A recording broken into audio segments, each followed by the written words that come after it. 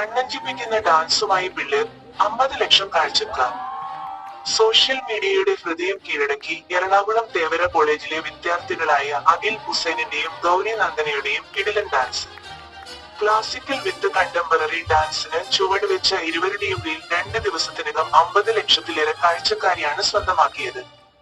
ഓണാഘോഷത്തിനിടെ അവതരിപ്പിച്ച ഈ കണ്ണഞ്ചിപ്പിക്കുന്ന ഡാൻസ് 15 ദിവസമെടുത്താണ് ഇരുവരും പഠിച്ചത്. ഡാൻസ് നിങ്ങൾക്ക് ഇഷ്ടപ്പെട്ടെങ്കിൽ കമന്റ് ചെയ്യൂ.